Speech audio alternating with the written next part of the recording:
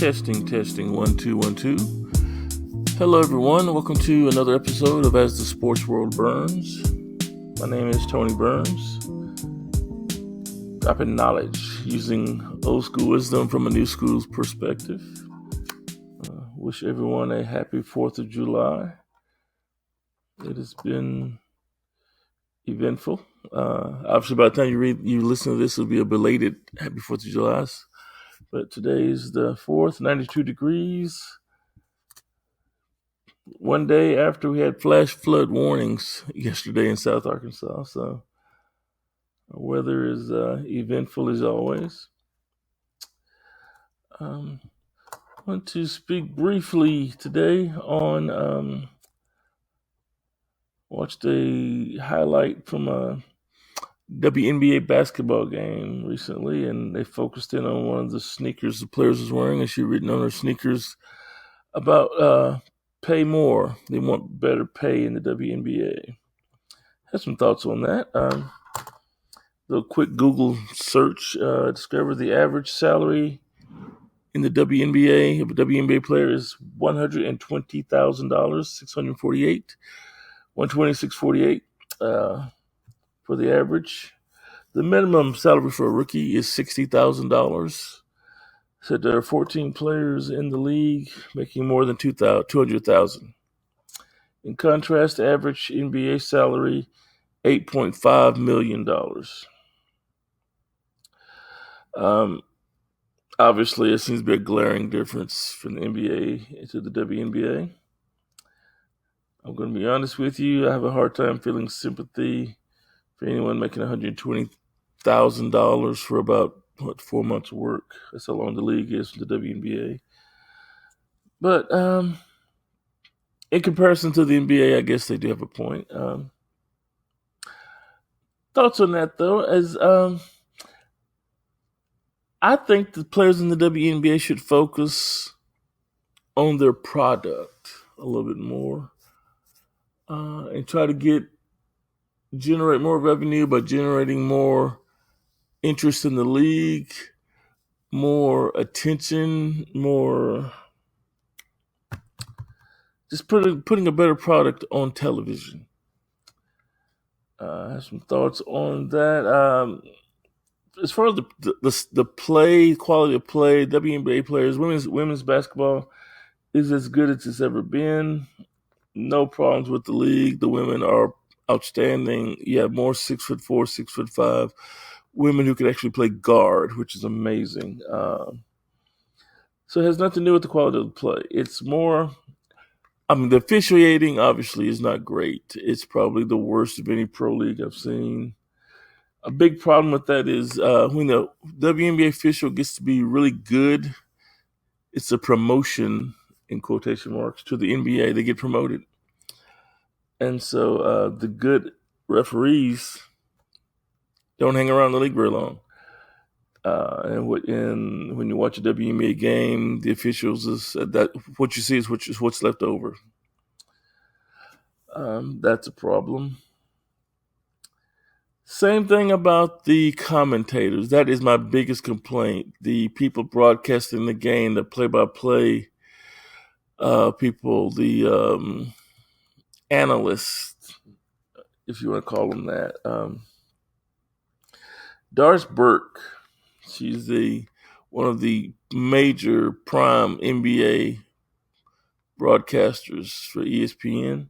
Started out in the WNBA. She was an outstanding analyst for WNBA games. And so obviously the NBA quickly took her away. I'm sure she's making a lot more money now. She's getting a lot more attention. So congratulations for that. But it doesn't help the WNBA very much. WNBA analysts, the production of WNBA games is probably the worst of any sport. It's higher than high school. And honestly, some of the live stream high school games have better analysts and play-by-play people. It's atrocious listen to WNBA games. It's more entertaining when you turn the sound down, honestly. And that's a problem. And if you want to get your game better, you want to get more attention, you want to get more people listening, You have to create a better product, and you cannot create a better product when you have junior high school caliber people calling the game. If you want to call it calling the game, it's more just idle chit chat about stuff that's going on. Some of it basketball related, a lot of it not. And they're just chit chatting back and forth as the game's going on. They're not announcing who scored, who checked in, who has how many fouls. It is a joke. And it makes the league look like a joke to the average fan who just tunes in. And so let's start there. Instead of complaining about the lack of money and the lack of paycheck or whatever, let's start with your actual product. Let's get better people doing the games and make it more entertaining. And I would imagine you'll start seeing more money pumped into your league. On that note, top 5 list today. Top 5 WNBA players. My top 5 WNBA players. Number 5. Let's get this thing going. Sheryl Swoopes. Swoopes, there it is. One of the backbone members of the Houston Comets, the first dynasty in the WNBA. Great two-way player out of Texas Tech. Number 4. A name no one will know but me, but I liked her. That's all that matters. Her name is Maria Stepanova, 6'8" Russian for the Phoenix Mercury. Played for Cheryl Miller at the Phoenix Mercury at the outside of the league. She came into the league when she was 18 years old and could speak no English and was scared and got pushed around.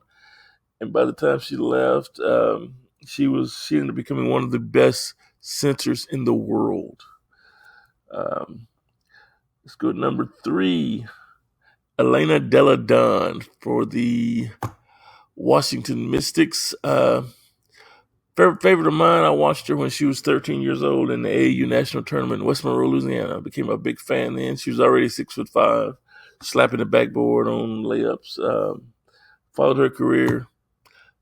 Elena Delle Donne, the only current active player on my list, by the way. Number 2, the great Lisa Leslie, USC and LA Sparks. In my opinion, if there was a logo for the WNBA, it should be Lisa Leslie.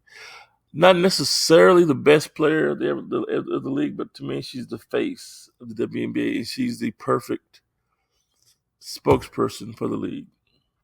Number 1, my favorite player, WNBA player of all time, Becky Hammon. I watched her. Started writing about her when she was after her freshman year at Colorado State. And I followed her career from college all the way through to the pros, where she played for the New York Liberty and the San Antonio Silver Stars. She was an assistant coach for the San Antonio Spurs, and now she's the head coach for the Las Vegas Aces. One of the most exciting players I've ever seen at 5'6". Love me some Becky Hammon. Talked to her a couple of times. Did a couple of stories on her. My favorite. And with that, I'll let everybody go. Enjoy the rest of your holiday week. Thank you so much for listening. As you were.